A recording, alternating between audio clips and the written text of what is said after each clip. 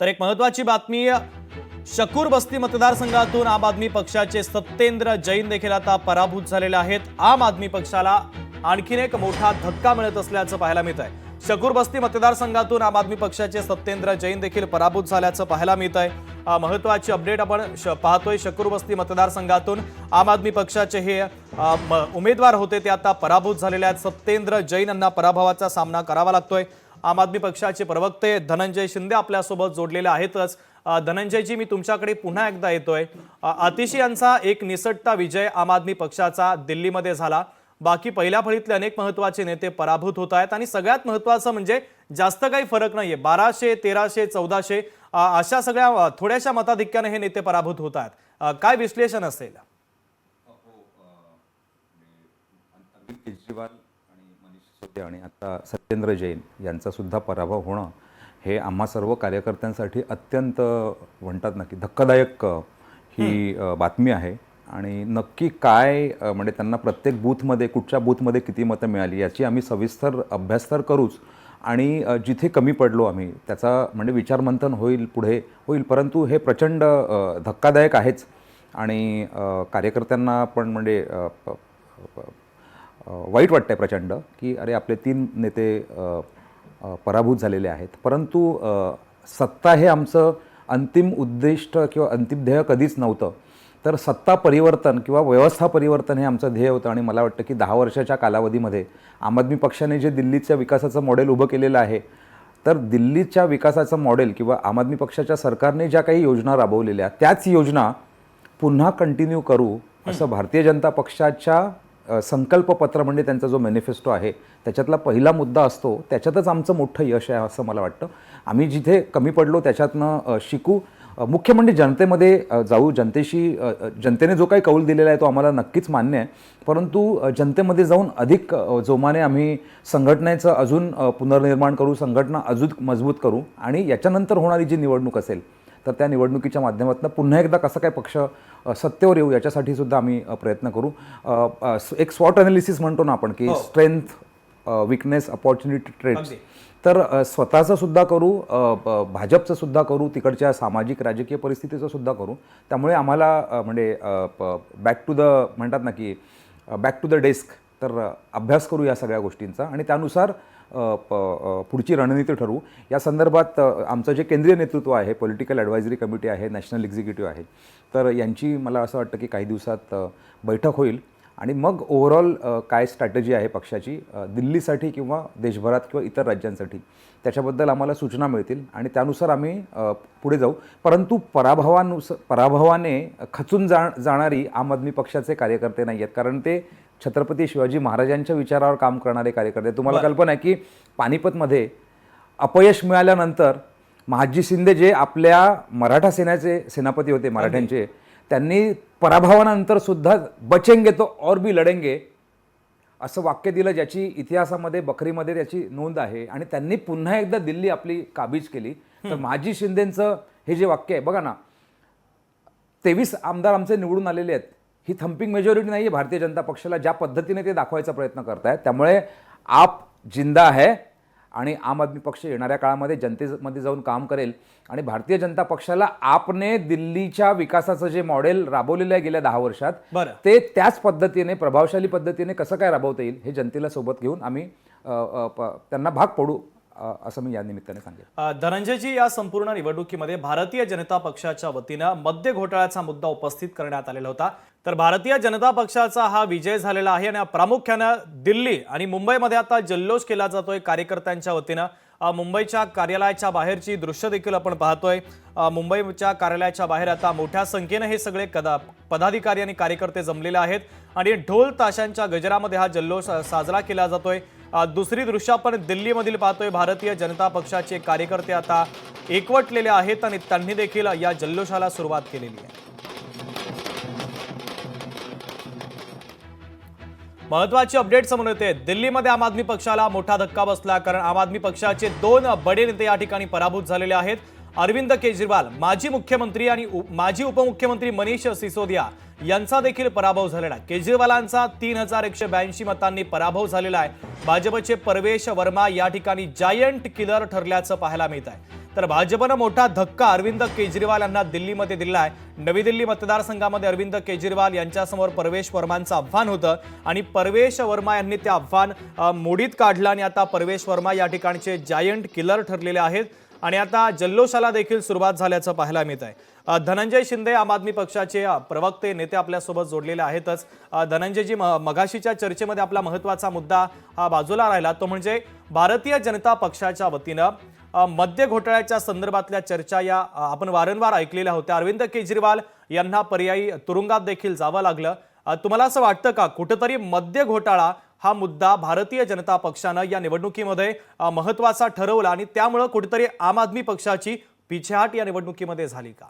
मला असं अजिबात वाटत नाही, कारण मद्य घोटाळा ही भारतीय जनता पक्षाची राक्षसी प्रचार यंत्रणा जी आहे, ज्याच्याबद्दल त्यांनी रान उठवलं, तर त्याच्यात काहीही सापडलेलं नाही आहे. बरं. आम आदमी पक्षाने 2013 साली आमचं 49 दिवसांचं सरकार आलं. हो. त्याच्यानंतर 2015 साली 70 पैकी 67 आमदार निवडून आमचे जे सरकार आलं आणि त्यावेळेस आपण जी प्रॉमिसेस केलेली, शिक्षण, आरोग्य, वीज, पाणी, महिला सबलीकरण, म्हणजे आज दिल्ली हे एकमेव राज्य आहे होतं आम आदमी पक्षाच्या नेतृत्वाखालील जे एकूण अर्थसंकल्पाच्या 26% फक्त शिक्षणावर खर्च करतं, 13% आरोग्यावर खर्च करतं. तीच जर आपण भारतीय जनता पक्षाच्या शासनाची म्हणजे राज्य करणाऱ्या कुठच्याही राज्याशी जर कम्पेअर केलं तर हे प्रमाण नगण्य आहे. गुजरात मॉडेल ज्याच्याबद्दल बोललं जातं, तुम्हाला माहिती आहे गुजरातमधल्या शाळांची अवस्था काय आहे? त्या शाळांमध्ये कुत्रे, मांजरी, जनावरं, डुकरं, प्राणी वगैरे येऊन राहतात. कर्मचारी जे आहेत किंवा शिक्षक जे आहेत ते कंत्राटी पद्धतीने आहेत आणि त्यांना वेतन किती मिळतं माहिती आहे तुम्हाला? 3.5-4 आणि ते 4,000 आणि ते सुद्धा वेळेवर मिळत नाही. त्यामुळे दिल्लीतील विकासाचं मॉडेल जे आहे त्याच्यावरनं आम्हाला दिल्लीतल्या जनतेने 2020 साली सुद्धा प्रचंड बहुमताने 70 पैकी 62 सीट्स देऊन निवडून दिलं. भारतीय जनता पक्षाच्या लक्षात आलं की अरे हे खूप चांगलं काम करतायत आणि दिल्लीच्या विकासाच्या मॉडेलची जगभर वाहवा व्हायला लागली. त्याच्यामुळे गुजरात मॉडेल जनतेला सांगून 2014 साली सत्तेत आलेल्या नरेंद्र मोदींना भीती वाटायला लागली. भारतीय जनता पक्षाच्या पायाखालची वाळू सरकून गेली आणि त्यांना वाटलं की अरे कसं काय ह्यांना आता आपण पराजित करू शकतो, यांची काय ताकद आहे, तर हे प्रामाणिक आहेत, यांचा स्वच्छ चेहरा आहे आणि मग ह्या पक्षाचा जो नेता आहे, जे आम्ही इमानदारी की राजनीती किंवा प्रामाणिकपणाचं राजकारण करत आहोत असं जे म्हणत होतो, तर ह्या प्रतिमेला धक्का लावायचा त्याच्यासाठी भारतीय जनता पक्षाची सैतानी यंत्रणा कामाला लागली आणि मग साम दाम दंडभेद, ईडी, CBI वगैरे वगैरे सगळ्या यंत्रणांचा वापर करून जी अरविंद केजरीवालवरती त्या मद्य घोटाळ्याचा खोटा आरोप करण्यात आला. मात्र अरविंद केजरीवाल यांनी एक मिनिट, थोडासा महत्वाचा प्रश्न आहे आणि हा जनतेला सुद्धा माहिती याच्याबद्दलचं हे पोचली पाहिजे भूमिका. तर अरविंद केजरीवाल यांची जी एक प्रामाणिक कार्यकर्ता किंवा नेता म्हणून जी इमेज होती, खोटा मद्य घोटाळा जो आहे त्याच्यावरती खोट्या पद्धतीने आरोप केले आणि त्यांना तुरुंगात टाकलं आणि त्यांची प्रतिमा बिघडवायचा प्रयत्न केला आणि नंतर ते सही सलामत बाहेर आले ना. त्यामुळे ह्या निवडणुकीमध्ये दिल्लीतील जनतेने अरविंद केजरीवाल हा प्रामाणिक माणूस आहे हे मान्य केलेलंच. परंतु तुम्हाला मी 3 गोष्टी सांगतो त्या महत्त्वाच्या लक्षात घ्या. दिल्लीमधला 50 ते 55% मतदार हा मध्यमवर्गीय मतदार आहे, बरोबर आहे? मध्यमवर्गीय मतदार असताना प्लस सर्व केंद्रीय संस्थांची मुख्य कार्यालय कुठे आहेत? दिल्लीमध्ये. हे पण मान्य आहे तुम्हाला, सरकारी कर्मचाऱ्यांची. तर निवडणुकीच्या दरम्यान किंवा अगोदरच केंद्र सरकारने 8वा वेतन आयोग लागू केला. आता हा 8वा वेतन आयोग लागू केल्यावर याचा फायदा कोणाला होणार आहे? तर सरकारी कर्मचाऱ्यांना होणार आहे. त्यामुळे त्या लोकांना याचा फायदा झाला या दरम्यान. दुसरी महत्त्वाची गोष्ट मला सांगा, देशाचं बजेट किती तारखेला झालं? 1 फेब्रुवारीला. 5 फेब्रुवारीला निवडणूक आहे. मग अशा वेळेस 12 लाखापेक्षा कमी उत्पन्न असणाऱ्या लोकांना 0 इन्कम टॅक्स ही दुसरी योजना आणून त्यांनी मध्यमवर्गीयांना खुश करायचा प्रयत्न केला आणि त्याचा त्यांनी प्रचार सुद्धा केलेला आहे. निवडणूक आयोगाला माहिती नाहीये का 1 फेब्रुवारीला बजेट असतं? त्यांनी ते मग निवडणूक दिल्लीची 6 दिवस अगोदर का नाही ठेवली? तर याचा सुद्धा त्यांनी वापर करून घेतला. मुद्दा जय पराजयाचा नाहीये. मुद्दा ह्या देशातलं निवडणूक आयोग कशा पद्धतीने सत्ताधारी पक्षाचं ईडी आणि CBI सारखं बटीक झालेलं आहे आणि ती भारतीय जनता पक्षाची एक टीम म्हणून काम करताय, हे जनतेसमोर आलं. देशातली लोकशाही टिकली पाहिजे, संविधान टिकलं पाहिजे आणि त्या दृष्टीने हा जो भारतीय जनता पक्षाचा जो विजय आहे, it's not a fair game, it's absolutely unfair game असं मी अगदी जबाबदारीने म्हणेन. आणि म्हणूनच काल जी इंडिया अलायन्सच्या वतीने दिल्लीमध्ये जी पत्रकार परिषद घेण्यात आली, बरं, राहुल गांधी, सुप्रियाताई आणि राऊत साहेबांनी जी घेतली आणि जे मुद्दे मांडले, त्या प्रश्नांची उत्तरं तुम्ही देत नाहीयेत. त्या प्रश्नांची उत्तरं आम्हाला मिळाली पाहिजेत. आणि म्हणून चुकीच्या पद्धतीने, आणि आम्ही आरोप पण केले, तुम्हाला कल्पना आहे का, अरविंदजींनी स्वतः पत्रकार परिषद घेऊन सांगितलेलं की माझ्या मतदारसंघामध्ये ह्यांनी जे मतदार आहेत त्यांची नावं खोडलेली आहेत आणि नवीन मतदार ह्यांनी ऍड केलेले आहेत, बोगस मतदार, ज्याच्याबद्दल कालच्या पत्रकार परिषदेमध्ये व्यवस्थित स्पष्टीकरण आले. त्यामुळे त्यांनी उभं केलेली ही जी भूत होती आम आदमी पक्षाची प्रतिमा मलिन करायची, त्याचा परिणाम झालेला नाहीये. परंतु यांची जी ईडी, सीबीआय आणि निवडणूक आयोगाची जी यंत्रणा आहे, त्याच्या चुकीच्या पद्धतीने केंद्र सरकारच्या बटीक बनून ज्यांनी जे काम केलेलं आहे, त्यांच्या या सगळ्या पार्शल इलेक्शन मॅनेजमेंट ॲक्टिव्हिटीमुळे त्यांनी ही चोरीच्या पद्धतीने निवडणूक जिंकण्याचा प्रयत्न केलेला आहे असं मला वाटतं. धनंजयजी, सगळ्यात महत्त्वाचा मुद्दा असा आहे की 10 वर्ष तुम्ही खर्ची घातले एज्युकेशन मॉडेल उभं करण्यासाठी, दिल्लीचं एक मॉडेल उभं करण्यासाठी. जगभरामध्ये तुम्ही म्हटल्याप्रमाणे त्याचं कौतुक करण्यात आलं. कुठंतरी हे आता यंदाच्या निवडणुकीमध्ये कोलमडलं असं तुम्हाला वाटतं का? आणि सगळ्यात महत्त्वाचं म्हणजे तुम्ही जनतेपर्यंत तुम्ही जे काम केलंय ते पोहोचवण्यामध्ये कमी पडलात का? कारण पराभव होतो या ठिकाणी. अजिबात नाही. जर निवडणूक योग्य मार्गाने, मला सांगा, देशाचे पंतप्रधान नरेंद्र मोदी आहेत, ते यांचे प्रचार प्रमुख पण होते. निवडणुकीच्या दिवशी म्हणजे 5 तारखेला हो, धार्मिक ध्रुवीकरण करायला पाहिजे म्हणून ते कुंभमेळ्याला जातात, बुलेट प्रूफ कपडे घालतात, डुबकी मारतात आणि दिवसभर वाहिन्या त्याचं चित्रण करतात. हा धार्मिक ध्रुवीकरणाचा प्रयत्न आहे की नाही याचं मला उत्तर द्या तुम्ही. यांनी अरविंद केजरीवाल सांगण्यासारखं यांच्याकडे काहीच नव्हतं.